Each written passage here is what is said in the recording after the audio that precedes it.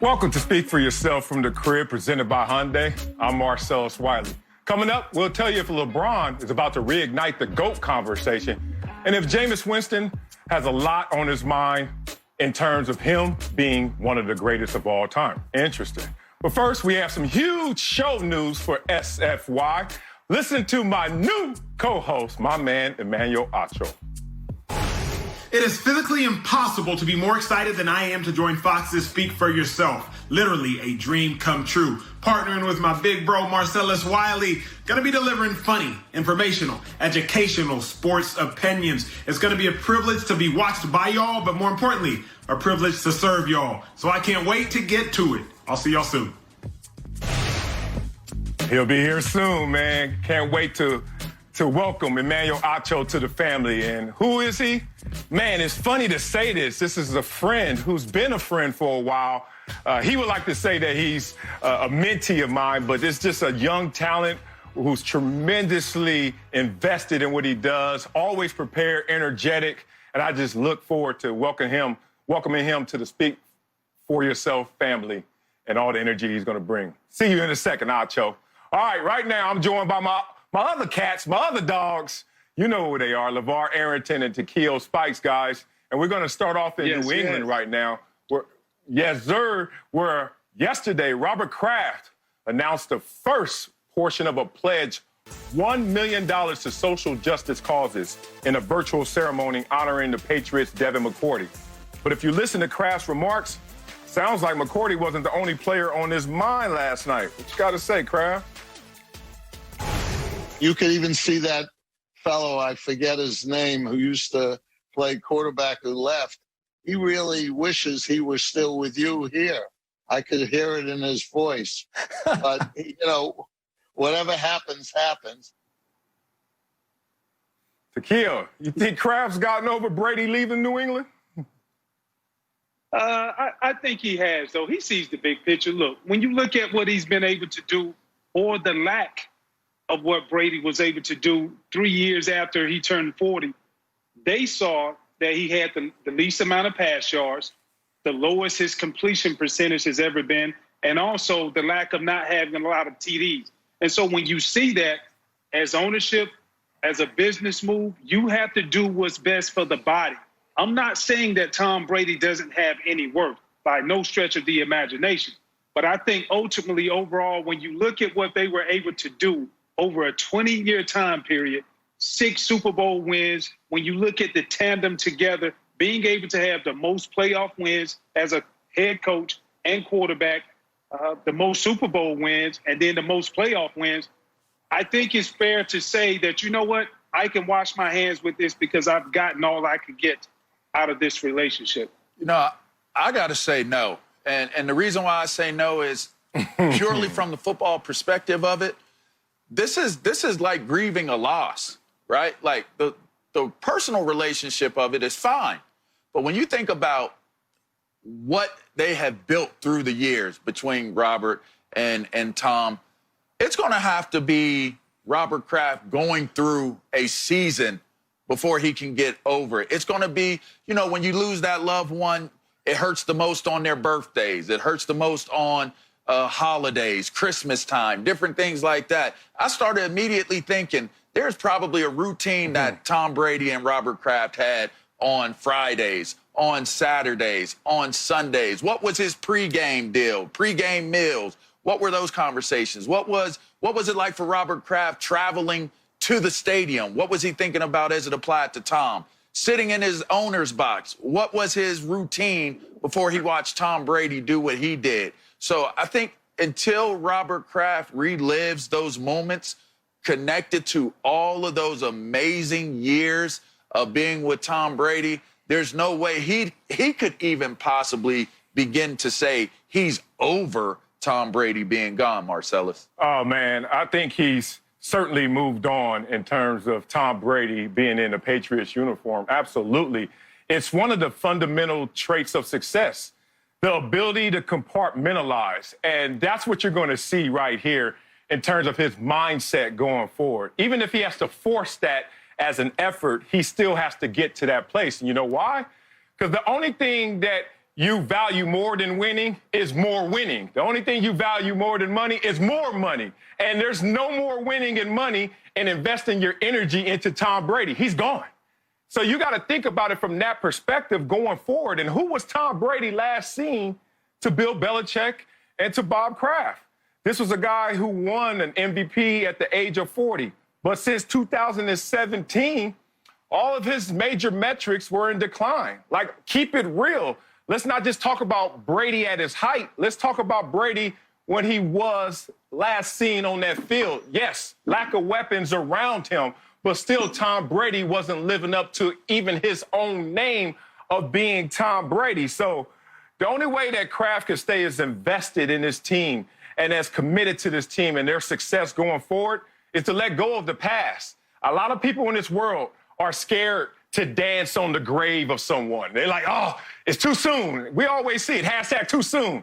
But you know what the flip of that is? It's time to move on. I understand you got to give the production at times of how heartfelt the loss is.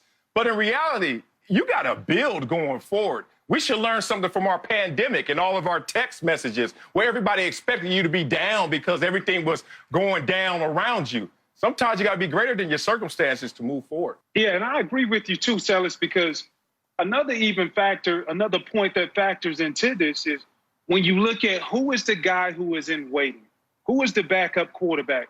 Well, everybody knows Jarrett Stidham is going to be that guy. He has shown promise when you talk to a lot of guys coming out of that locker room to where, you know what, this could be another person in the making. I'm not saying 6 championships down the line, but a guy who understands the pedigree, spent some time up under Tom Brady to learn and see what he does on a consistent basis. And so, like you said, I couldn't agree with you more. When you're running this type of organization, you really have to sit back, look at the numbers, and say, you know what? Who carries the most weight going forward, leading this team back to another championship? Yeah. And that boils down to Coach Belichick. I still got to push back on you guys because I think you guys are separating the sentimental value connected to all of this. And I get looking at the numbers and placing it on the field. But again, when you look at what this relationship has meant, what it has meant to the team and to the city, I just don't think that it's as simple as saying, oh, we're going to move on. We got to rebuild. Here comes Stidham. We're good. Let's keep, he's not making us any money anymore. His production is going down. No. I don't think that we have to make this into a negative. And I almost feel like it's a negative connotation to say, I'm not over my guy being gone. It's not a negative to say that I'm not over it. You know what? If Stidham doesn't do well and they're losing games, I know the first thing that Robert Kraft's going to be sitting there while he's in his owner's box. I wonder if we would have won with Tom, even if Tom isn't playing that well. Oh, man. Everything is going to be related. It's going to be related back to Tom. So in order for him to be able to really get through this and get over it and look at it from the perspective that you guys are presenting, I think he's going to have to live it before he can say, you know what, I am definitely over it. We have moved on at the right time. I feel good about it. I think the sentimental value of it outweighs everything that's being discussed right now. Great point in terms of don't make it a negative, but I give it to you realer than that. I personalize it, and I know you guys can certainly relate. Y'all know I've been engaged 4 different times before being happily married like I've been for the last 5 years. But let me tell you, every single time I had those breakups, I was at that club that night. I was moving on, brother. That night, I was in them streets trying to say, you know what, it's time to move forward. And then there is a lonely Wednesday here or there, and you're like, eating a bowl of chili, watching some reruns, like, oh, I miss her. But you know what? You still move forward, and that's Bob Kraft right now. He's moving forward. He's at the club. He's in the streets already moving past what Tom Brady represented to them because you got to look at it. He's the owner of the next man up mentality. Don't get caught up in the good cop, bad cop relationship that's happening in New England. And we know Belichick's the bad cop. But who empowers Belichick? Who's the owner? Where's all of this power coming from in terms of resources and bank account? That's Bob Kraft. Bob Kraft is a mastermind in terms of having cover because of Bill Belichick doing all the dirty work. And then Bob Kraft could come around and hug everybody. I love all you guys. Hey, you know what? It was an amazing experience. But trust me, behind the veil, Bob Kraft has moved on. Coming up, LeBron is about to take aim at another NBA title, but does he have his eyes on an even bigger title? Find out. Next, Speak for Yourself is presented by Hyundai. Time now for a big story sponsored by Fisher Investments. Clearly, better money management. Welcome back to Speak for Yourself in the Crib. Marcellus Wiley, joined now by a couple of Fox NBA analysts, Slick Rick the Bucher and Jim Jackson. Let's move to the king, LeBron James, who is getting ready for the season relaunch next month and is looking to make yet another title run with the Lakers team that had it all clicking when the season was shut down back in March. After the Last Dance documentary, there's a lot of talk that LeBron would never catch MJ in the GOAT debate. But leading the Lakers to a title in this unprecedented season will be a pretty major accomplishment. So, Jim, you think another ring would reignite the GOAT debate for LeBron? First of all, I'm going to go back to you in those streets when you was dating and didn't know what to do out there at the club, Marcellus. That part right there. We got to work. You were there, too. I remember seeing you. I know. I'm glad you married and got the kids now, so I'm happy for you, and I'm glad you stepped up. Okay? But here's my thing on the whole thing. LeBron is always going to be in the conversation. I don't care if he doesn't win another one. Winning one more, would it solidify? Yes, but I always go back to this, and I'll keep it real simple. It's who controls in writing this narrative, okay? Because 5, 10, 15 years from now, the people who are writing, the journalists who are taking these surveys, these lists, and putting them together are the ones that actually probably had a chance to just watch LeBron play. They didn't have an opportunity to watch Michael Jordan play. I think what happened is, even as this debate fires on right now, what Last Dance gave us, gave a lot of young people who knew Michael Jordan because of the brand and maybe the video games, but didn't really know the backdrop of who he was. That allowed people to give a sneak peek of who Michael Jordan was and why a lot of us who grew up with him in his era consider him the great. So LeBron will always be in the conversation because he's accomplished so much over his 17-year career. He still has 3 or 4 more years to go. But I will always say this. It was once a time when Wilt was considered the best. It was once a time Kareem, Magic was in there. Those narratives did shift because the people who were able to create these narratives, they changed. And unfortunately, at times, they didn't get a chance to witness Michael Jordan. They got a chance to just see LeBron at his best. The debate is not ongoing. The debate never should have started. But once we trotted out the Last Dance, everyone who had started that argument went, oh, wait a minute, our bad. We should have never. What? We didn't know. We were going by statistics. We were going by numbers. We were going by number of finals appearances. We had no idea. You are the GOAT, and we won't continue this conversation. So, no, LeBron winning another championship, winning it under these circumstances, is not going to reignite it. It isn't going to continue it. It isn't going to make him the greatest of all time. And I don't even want to go to numbers or statistics or 6 out of 6, any of that. Watching Michael Jordan play the game, watching Michael Jordan play the game every night and comparing the two, you understand where the numbers came from. It wasn't that Michael couldn't have been a top assist getter. It wasn't.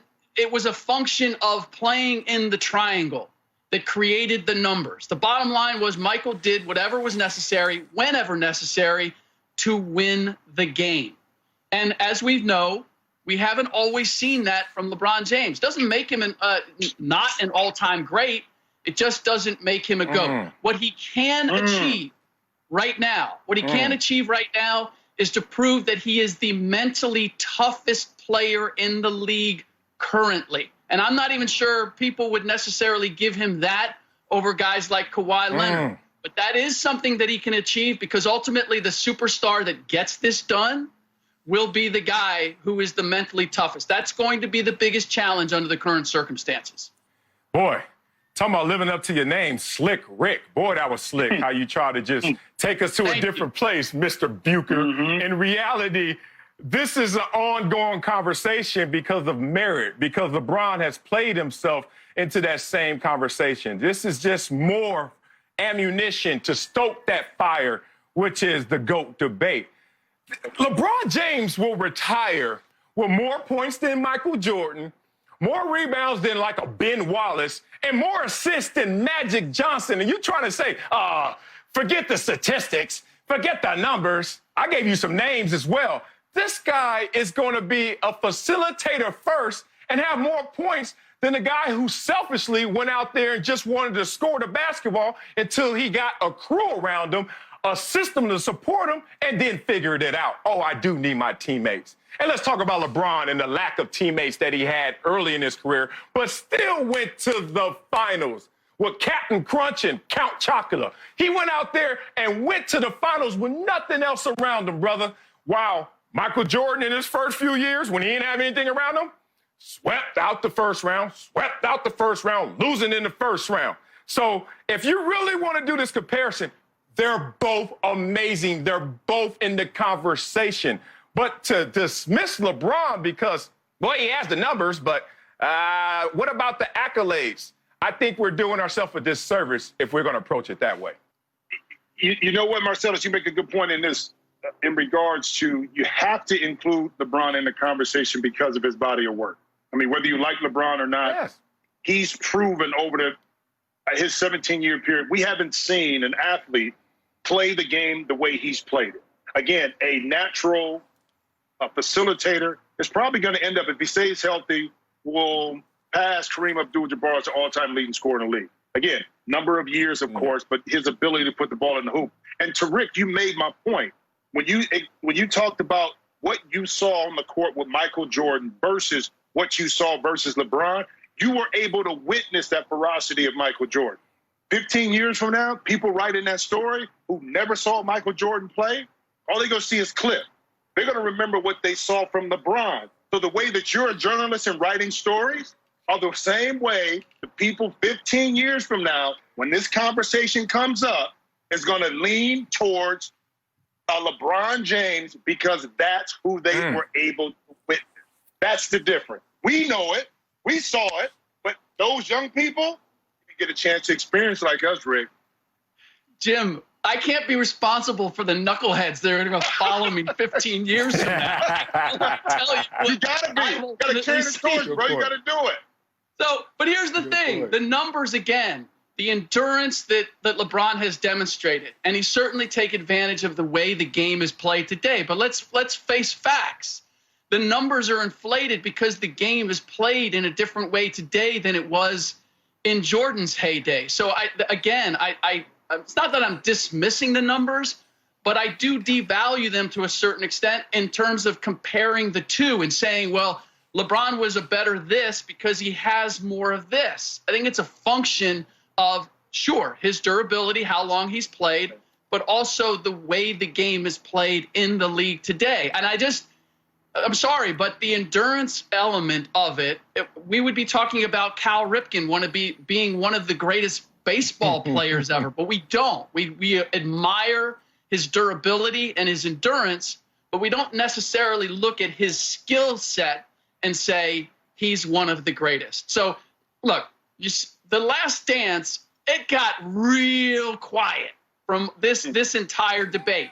You stated it, Marcellus. We'd have to reignite this conversation in order to get this going again. And I'm telling you, having to reignite it, it's not going to happen in this shortened season. I didn't reignite it. It was an insecurity from Michael Jordan. I'm reading the screen right here. The Lakers winning title this season, reignite LeBron Jordan GOAT debate. We got to get that thing started up again because the Last Dance freaking killed it. I am talking for the naysayers. For me, he's already in the GOAT conversation. Sorry for talking down to, as you say, the knuckleheads. Let me talk from my point of view exclusively. Michael Jordan greenlit this project the day the Cavs won the championship after being down 3-1 to a 73-win team. Coincidence? I think not, because he's sitting there like, man, look at this dude. If this goes how I think it could, he gonna come from my throne. So do not act like Michael Jordan didn't even feel this conversation, because why greenlight a project when you've been sitting there retired for almost 2 decades? Interesting. This is a guy, LeBron James, when you talk about watching him and his totality of performance, and then watching it contrast against who Michael Jordan was playing against. The level of play was different back then. The athlete was different back then. I don't like to take shots necessarily because, hey, you only could do what you're working with. But it was some Amazon truck drivers out there back when Jordan was playing, guys who couldn't even move laterally. Some guys still looking at the ball with one hand, to the point that when Tim Hardaway finally crossed someone over, we lost our minds. Oh, my God, you mean the ball could go from one hand to the other? That's his era. You have to take that into consideration. Oh, wait. Marcel, that was my era, too, so hold up now. Yeah, now you touching a sensitive bone right now when you're talking about that part of it now, because you had athletes, wasn't as spread out as it was today. But, no, here's the thing I always say about when you try to control and contrast era. Take a Steph Curry. People always say, well, could Steph play back in the day? He'll get beat up. I say, well, no. Michael Adams, okay, under 6 feet, maybe 5'5". Muggsy Bogues, Spud Webb. Okay, it was guys that were small that played just as well. Isaiah was 6'1", that played just as well in that era. You know why? They grew up in that era playing that physical basketball, so they were accustomed to it. So you can't say a guy couldn't play back then but can play now, or vice versa. If Michael grew up playing in this era, he would be a different player. He would shoot more threes. He probably wouldn't post up as much, but the mental part of his game would allow him to be successful. So I try to tell people all the time, when you contrast times, eras, you got to put into effect somebody would play the game a lot differently than what they're doing right now based on how they grew up. See, I knew this argument was going to shift. It's not that to restart it, you have to take it someplace else, because you've seen Michael play now. You've seen it full breadth from the beginning to the end. Yeah. And now we can't argue who's the better player. Now we got to go, well, look who he played against. And look at the number, like all of these other elements. If you just take Michael Jordan, the player, you look at the footwork, you look at the fundamentals, you look at the entire ability, and you look how he brought it every single night, regardless of who he was playing against or who he was playing with. In those, you're going to take the Boston Celtics, one of the all-time great teams, and he gets swept by them, and you're going to compare it to who LeBron James was playing against in the Eastern Conference? Two people can play that game. I don't want to go there. I'm not going to go there. I'm just going to look at the two of them as basketball players and go, oh, yeah, that guy's the real deal. This guy's really, really good. Best I've seen in what he does, but he ain't that guy. You're not going to go there, Rick, but you just went there? Like, go where you need to go. I'm ready to run. I got on my running shoes. I'm ready for this marathon. I can give it to you. Let me give it to you this way. Michael Jordan is a cobra, and LeBron James is a boa constrictor. Michael Jordan is going to strike perfect in the finals, and you're going to just have, like, unblemished success. But you look at LeBron, that boa constrictor, who's touching every stat line on that stat sheet all around, is going to take his time to circle his prey. It's going to take his time to pull you in. But it's going to be the same fate, brother, whether you strike me like Jordan or you just take your time to suffocate me till I come to the realization of who you are. This argument reminds me of every time we were in the locker room talking about who's the greatest running back of all time. And I was like, are we really going to have this conversation? It's Barry Sanders. But then all you would hear, because sports fans are prisoners of when they were impressionable, those younger years, when you were still buying sneakers and listening to music before you can go out and try and break curfew. Those years. So when I say Barry Sanders, I kept hearing Jim Brown because of folklore and him playing against those little tiny linemen out there. And I would hear Emmitt Smith because Emmitt Smith had the 3 rings. Brother, I don't want to get into a folklore conversation or a championship deficit conversation, because that conversation is for team accomplishment, not individuals. When you ask me who's the greatest running back, it's Barry Sanders. When you ask me who's the greatest basketball players, it's Michael James. Jordan, LeBron. I'm not sure yet. Coming up, Jameis Winston is making a fresh start in New Orleans, but he's also making some pretty outlandish statements. We'll tell you what to make of them next. Welcome back to Speak for Yourself from the crib, presented by Hyundai, Marcellus Wiley, joined once again by LeVar Arrington and Takeo Spikes. Let's move to New Orleans, y'all, where Jameis Winston is trying to start over after a disappointing run in Tampa. The former top pick may not have lived up to expectations, but he's still got plenty of confidence in himself, maybe a little too much confidence, some say. In a new profile and Bleacher Report, Jameis didn't hold back, explaining, quote, "I know what I'm worth, and I know day in and day out," without publicly coming in and saying it. That historically, I'm one of the best quarterbacks to play the game. Woo! Takeo, you like this confidence from Jameis? Marcellus, I do not like this confidence. I don't like this statement. I love this statement. And this is the reason why. You look at what he was able to do last year. He knew he was not going to be benched at all. And he was able to put up numbers, the 8th most in NFL history when it comes to passing in a single season. And, I want to talk about this, and this is something that people really sleep on. He talked about starting earlier this offseason, changing his diet, which he turned into a vegan, also lost 17 pounds, also took it another step and went and got LASIK surgery. So now, is he the first quarterback to ever do that? From an offseason change? Probably not. But my point is that I'm saying is that it takes a certain mindset to be able to adapt that type of theory. You have to have that mindset to be able to make everybody who's looking at you from the outside looking in say, nothing matters to this young man because the only thing that he wants to do is to play football. And that's what I see, that's what I hear by him being in New Orleans, especially up under Drew Brees, to really be able to see, okay, now I can see why I took chances and why I should not take chances. So I love what he's saying, and I'm sure every teammate on the Saints love his addition. Yeah, I'm with you, BTM, on this one. Listen, I feel like his resume does enough talking for him. It speaks for him.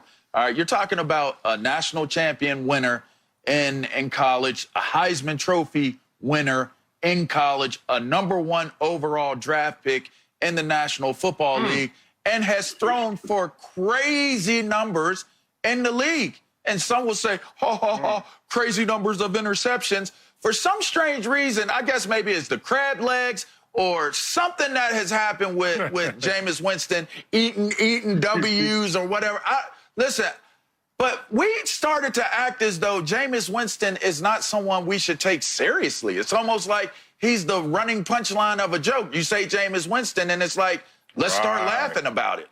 I don't get that. I don't get why it turned into that. So I like Jameis Winston's flex right now. I'm going to flex on y'all. How many of these starting quarterbacks in the National Football League have the resume that Jameis Winston has? The dude that's starting in front of him is a first ballot Hall of Famer, no doubt, but doesn't have the background, historical resume that Jameis Winston does. So, listen, I understand where he's coming from. And sometimes the best thing for somebody to do is to look in the mirror and remind themselves of who they really are. Could be the major difference and deciding point for Jameis going to New Orleans and starting a new chapter in his NFL career life. Yeah, you better flex if you're Jameis Winston. Come on, man. You know why doctors walk around with such confidence? Because every time you say the name, you got to say doctor first. And it's funny in our world, Jameis Winston, doctor, this dude is only one of 5 guys in NFL history to have that resume, as you talk about. Heisman Trophy, national title, #1 pick overall. Sometimes you do have to remind people because they will forget who you are. And don't forget that his numbers, if you squint at them, just look, take the names away. It's a young Peyton Manning in terms of the numbers. So that's why Jameis is like, let me just flex a little bit. Because I tell all the kids all the time, man, you have to have the biggest pom-poms for yourself and shake them the loudest, because this world will flip it on you and make you wait for them to tell you the exact same thing that you already know. That's what a compliment kind of is. A compliment is, I'm going to tell you what you probably already know, but I got to say it first. You don't believe me? Yeah. Flip a compliment on his head like Jameis Winston just did. If you walk up to Jameis and say, oh, man, you know you're only one of 5 guys, he's like, oh, yeah, appreciate it. Thank you for the compliment. But Jameis finally says it first, and people are like, I think he's a little too cocky. What is he thinking? What is he thinking? It's more of what has he done. The dude has done insane things and now is in a position to learn from a guy whose strength is Jameis's weakness. What to do in terms of reading and reacting to what you see out there. And that's why I'm highly interested in seeing how this one-year red shirt really turns into something special for Jameis Winston going forward. And let's talk about another quarterback, another guy dealing with high expectations, Carson Wentz. The Eagles quarterback has had an up-and-down career so far, and at times has faced a ton of criticism over his inconsistency and relationship with teammates. But the big league just dropped a column arguing Wentz is actually massively underrated, claiming his health issues are overstated and pointing to some very solid numbers despite a depleted receiving core. Shaquille, you think Wentz is underrated? I think Carson Wentz is definitely underrated. I don't think he's massively underrated. And my brother, let me educate you right quick on the reason why. My brother. May I? My brother. Okay, look. Yes. When you look at his body of work, his injuries at the certain times, back in 2018, the chronic back pain, the back injury that caused him to miss a little time. And then you look at this past season, we all thought they were getting ready to take off at the end of the year in the playoff game, had some momentum, but he got knocked out by Clowney. And so when you look at this right here, a lot of times people look at it and say, you know what, he can't stay healthy. Well, I'm not going to say that because he's only missed, 4 games in his entire career? And then if you look at his, not the supporting pieces, the essential pieces, this is the reason why he's really getting that title. He has not had a 1,000-yard rusher his entire time while he's there. Now, I will tell you this straight up. If I'm a defensive guy, I already know there's no true threat for anybody to chomp us up on the ground. Therefore, I can take my extra time and now implement it in studying the certain tendencies of Carson Wentz. And he still was able to perform. That's the reason why when you look at the body of work and the production, regardless of the lack of the essential pieces, he is an underrated quarterback and a very good quarterback. Man, they got a grown man in that backfield, Shaquille, named Miles Sanders. Bad boy. Pin boy. You know what I mean? We ain't going to talk about no running game, but let's talk about Carson Wentz and get back to that, right? He's not massively underrated. I just told you the Penn Staters in the backfield. I'm from Pittsburgh, Pennsylvania. They say on the east side of the state, Wentzylvania. That's how much they love this dude, Carson Wentz, in Pennsylvania. They call it Wentzylvania on the eastern side, all right? Massively underrated. This is based upon a columnist feeling as though, a writer feeling as though Carson Wentz should have been on this top players list. And he was denied the opportunity to be amongst the elites in the game. I don't feel as though if he's not on that list, it makes him massively underrated. He hasn't achieved or accomplished at the level that some of those guys on that list have done. Now, moving on to Carson Wentz, particularly in how we look at him as a player. He has been a consistent player. 13 interceptions is the most interceptions he's had in a season, and that was his rookie year. Yes. After that, it was only 7 the rest of the way. He protects the ball. He's always passed for over 3,000 yards, which is crazy consistent. His results have been what they have been. I think the biggest knock on him, 1, we mentioned it, are the injuries, but 2, people will not let it go that they won that Super Bowl with Nick Foles in the playoffs. It seems to be a cloud that continues to hang over his head, and people don't want to allow it to go. It feels as though he's got to win a Super Bowl in order for people to let it go that Nick Foles did play well in the playoffs. But Nick Foles did not play during the year. It was Carson Wentz that led them to that playoff run. I get it. Nick Foles came in and did what he needed to do as a backup. Great. But underrated? I don't think he's underrated. I think he's very appreciated. And if anything, us asking the question of is he underrated actually makes me feel like we don't need to overrate him because he hasn't achieved at the level yet where we should give him more praise than what he's deserving of. Hey, he's underrated, man. Y'all just got to give it up the way it is. I understand that it's a moving line in terms of where you're rated because he wasn't one of the top 50 players in the league. That's just one of the things that really adds ammunition to him being underrated. Let's talk about who Carson Wentz is and why he truly is underrated. This is a guy who twice massacred his own momentum because of injury. Having an MVP year, comes out to L.A., bop, gets hurt. He was going to win the MVP that year if he just stayed the course. Lost it. And then another time he goes into the playoffs, and in the first quarter, pop, and he's done. Football stars are not born in hospitals. They're born in the playoffs. And he's never had this opportunity to go out there and live up to all the momentum that he builds in excellent play in the regular season. Think about it. Takeo points out the running game issues. How about the fact that his top 3 targets weren't even wide receivers, a running back and 2 tight ends? This is a guy who's really been putting it all together, a lot on his shoulders and not getting the credit because he can't finish the deal. So when you look at it from that perspective, you start to realize Carson Wentz is kind of special. Actually, first quarterback in NFL history, 3 straight years, 20-plus touchdowns, and 7 or fewer interceptions. Carson Wentz, if you give him what he needs, and it looks like they may have addressed it this offseason, you might have something special going forward. Coming up, the Packers drafted Jordan Love with an eye to the future, but will the pick destroy the team they've got right now? We get into that next. Speak for Yourself is presented by Hyundai. Though some of our other favorite sports may be on hold, horse racing is still running strong. Live coverage of top-tier races on FS1 and FS2 throughout June. You can enjoy horse racing from top tracks across the country all month long. Visit americasbestracing.net/strong to learn more. Welcome back to Speak for Yourself from the Crib, presented by Hyundai. Marcel Swally, joined once again by LeVar Arrington and Takeo Spikes. Let's move to Green Bay, where the Packers shocked the league by trading up to draft Jordan Love back in April.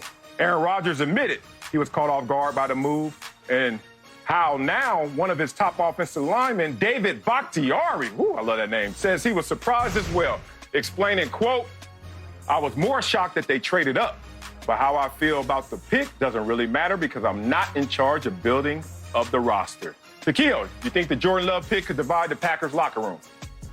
Absolutely not. And this is the reason why. I remember back in 2007, I went through something similar to this. Now, granted, Kevin Cobb, when I played with the Philadelphia Eagles, he was not a first-round pick, but everybody was surprised because they felt like they did not need a backup quarterback, and they picked Kevin Cobb with the second-round pick.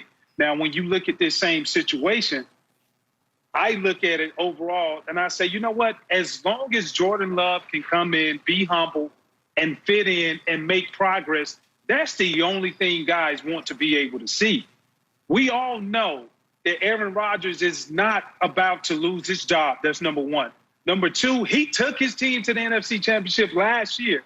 And so when you look at his amount of production, and we always know that Aaron Rodgers loves to play big ball, and he usually plays big ball when somebody challenges him. And this is a challenge, so consider it a challenge. And I expect for him to be able to come out and relax, RELAX, everybody who has something to say, and he's going to do his thing. Man, I hate to do it. Pains me to disagree with you again, Takeo, but I do. And here's why. I do disagree. I think it does create a divide, but I'll take it a little step further, okay? The divide isn't the locker room as it applies to Jordan Love and Aaron Rodgers. The divide here is the decision to move up in the draft and draft this young quarterback, Jordan Love, to come in with that high of a draft pick, all right? There's this thing, and we'll all agree as former players, when one wins, when the team wins, everybody wins. So everybody's able to benefit, whether it's getting a better situation in Green Bay, whether it takes you to greener pastures somewhere else. If the team is winning, then you're eating, all right? What was their last game last season? Let me think. Oh, yeah, they were one game away from going to the Super Bowl last year. One game away, and if they have some more weapons for A-Rod, you may go to the Super Bowl. Who knows, right? But here's what I'm starting to think to myself, right? In looking at this divide, people in that locker room are saying, what is the first name? Whose name is going to be the first name you say when you talk about the success or failure of this team? Aaron Rodgers. Those people that feel that way are feeling some type of way about the front office of the Green Bay Packers. The divide is going to come from the guys who are looking at their fearless leader in Aaron Rodgers, who has always delivered when he's not injured, the wins. This is going to help me. So I'm not looking at Jordan Love like I got a problem and a beef with Jordan Love. The divide is not there. The divide is what we would say the company man who's like, look, hey, we're here, Green Bay Packer for now. They're going to make the decisions versus the guys that say, no, if we ain't got A-Rod, we don't have a chance. Y'all need to make sure A-Rod is in a good place. That, to me, is where the divide, whether knowingly or unconsciously, is going to take place in that locker room, is the decision to almost basically compromise and minimize what Aaron Rodgers represents to that team by doing what you did and bringing Jordan Love in with that pick.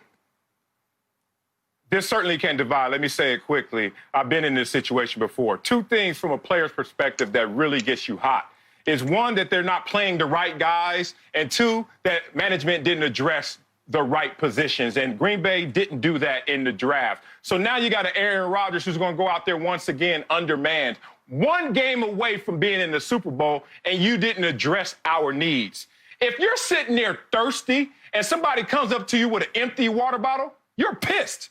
You're sitting there right now knowing we need one thing, and you can't even give us that one thing? Come on, a wide receiver, draft one. Get one in free agency that is top-notch. Neither were addressed. So, yeah, when they hit adversity, when they hit that wall, and they realize the reason we hit this wall is because we don't have the weapons around us, you know when you're losing, the bickering starts, and it's going to happen in Green Bay. Coming up, we'll give you our latest approval rating for Jameis Winston. And Uncle Jimmy is in the house to tell us what he thinks of Jameis's confidence. Welcome back to Speak for Yourself from the Crib. Marcellus Wiley here, joined now by Uncle Jimmy. And Uncle Jimmy, Jameis Winston still thinks he's one of the greatest quarterbacks to ever play the game. You like this confidence? Hey, man, Jameis Winston said that he was one of the greatest quarterbacks of all time. What time he talking about? Okay? These are some real sensitive times we going through right now, okay? So I'm going to be honest with you. I'm going to tell you now, Uncle Jimmy going to try to be real CP on how I address this regarding this issue, right? Yeah, man, look at me. Let me explain something to you, man. You do understand that Jameis Winston went to Florida State, all right? All right. Now, while in Florida State, he was accused of a lot of things. But one thing he was never accused of, going to Columbia. Okay? You understand what I'm trying to say? Stop. Hey, man, this boy is a few French fries shy of a Happy Meal, Marcellus. This here is what your grandmama meant when she said, now, you know that boy's elevator don't go all the way to the top floor. You be like, Grandma, what that mean? She be like, let's just put it like this. He ain't the sharpest bowling ball in the shed, okay? Man, I'm just trying to tell you something, man. Jameis Winston is just dumb. Not some dumb, just plumb dumb. For no reason.